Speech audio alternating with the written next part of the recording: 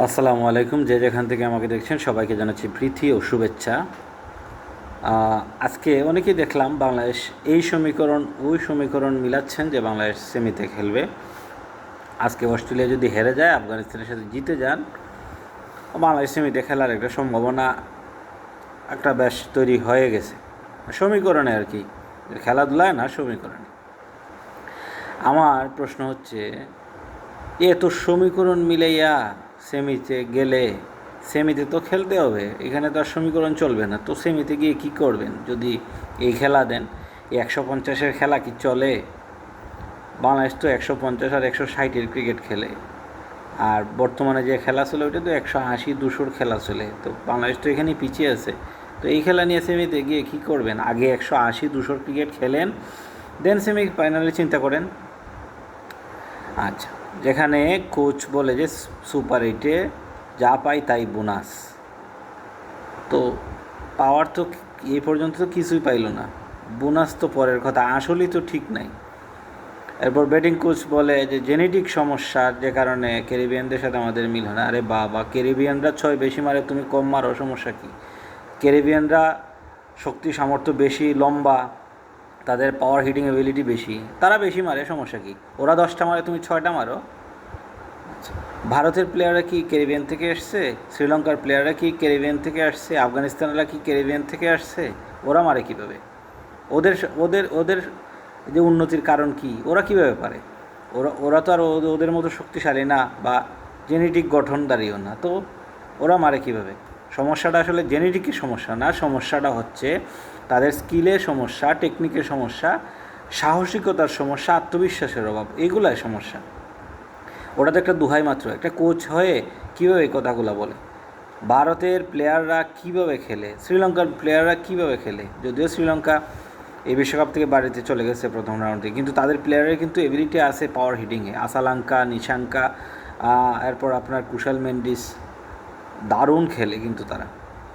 আফগানিস্তানের গুরবাজ, ইব্রাহিম জাদরান, নাজিবুল্লাহ, আপনার উমর জাই, প্রত্যেকটা প্লেয়ার কিন্তু পাওয়ার হিটিং করতে পারে। ভারতের কথা তো বাদে, কাকে রেখে আপনি কার কথা বলবেন? রোহিত, বিরাট, সুরিয়া, হার্দিক, ডুবে, আপনি কাকে রেখে কাকে বলবেন?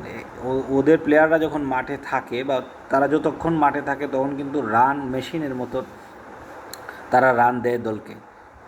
আর বাংলাদেশের প্লেয়ার যদি পিচে থাকে, ওরা রানের চেয়ে বল খায় বেশি, তো পার্থক্যটা তো ওটাই।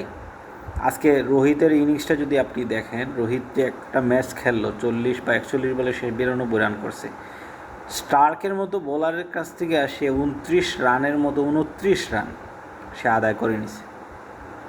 ভাবতে পারেন প্লেয়ারটার সাহসটা কতটা সাহসী এবং আগ্রাসী হলে সে এই ধরনের ম্যাচ খেলতে পারে। বাংলাদেশের একটা প্লেয়ার দেখান আমাকে, যে বাংলাদেশের একটা প্লেয়ার এই অ্যাপ্রোচে ব্যাট করে, একটা প্লেয়ার দেখান।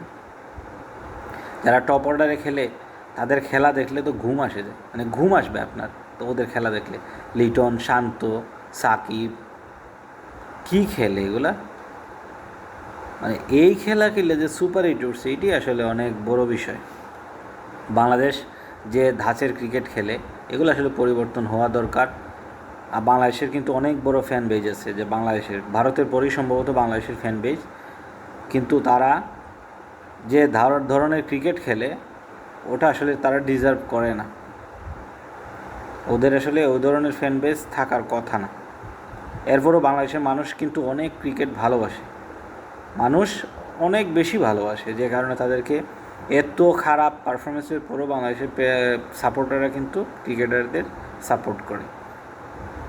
এত কিছুর পরও বাংলাদেশের যারা ফ্যান আছে তারা কিন্তু দলের সাথেই থাকে। আমি আশা করব বাংলাদেশের যে ক্রিকেটের যারা দায়িত্বে আছেন, তারা একটু ঢেলে সাজাবেন এবং ভালো চিন্তা করবেন, কীভাবে অন্যরা উন্নতি করছে এগুলা নিয়ে ভাববেন।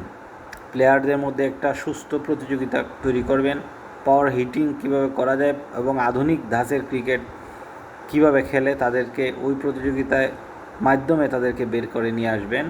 এবং বাইরের লিগে, বিশেষ করে ফ্র্যাঞ্চাইজি লিগ যেগুলাতে ভালো মানের ফ্র্যাঞ্চাইজি লিগ, তাদেরকে খেলতে সুযোগ দিবেন। যথেষ্ট অফার আসে দেখা যায়, কিন্তু ওই পর্যায়ে ওই প্লেয়ারদের কিন্তু সুযোগ দেওয়া হয় না। এগুলো আসলে সুযোগ দেওয়া দরকার, যেহেতু আমাদের অবকাঠামোগতভাবে আমরা দুর্বল, আমাদের ওই ধরনের সুযোগ নাই। বাইরের লিগগুলোতে খেললে তাদের ওই সক্ষমতা অর্জন হবে, ভালো খেলবে। আইপিএলের সুযোগ পেলে আইপিএলের সুযোগ দিবেন। বিভিন্ন গ্লোবাল টি20 লিগ, এসএলপিএল, বিভিন্ন ধরনের লিগ আছে, ফ্র্যাঞ্চাইজি লিগ, ওগুলোতে যারা যারা চান্স পায় বা অফার আসে ওগুলোকে ক্রিকেট বোর্ড থেকে সুযোগ দিবেন।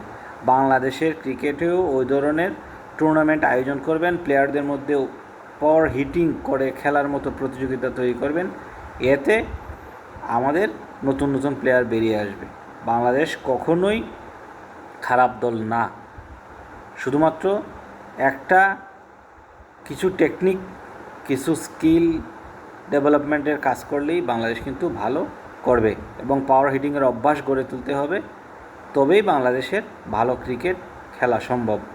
বাংলাদেশ পারবে না এমন কোনো কথা নেই, এগুলা নিয়ে, দুর্বলতাগুলো নিয়ে কাজ করলে বাংলাদেশের ক্রিকেটের অনেক উন্নত হবে। বা আমি আধুনিক ক্রিকেটের সাথে তাল মিলিয়ে বাংলাদেশ খেলুক, সেটাই আমি চাই একজন বাংলাদেশের ফ্যান হিসেবে। এটি আমার চাওয়া, এবং যদি পাই এটাই আমার সবচেয়ে বড় প্রাপ্তি। ধন্যবাদ সবাইকে আমার ভিডিওটা কষ্ট করে দেখার জন্য।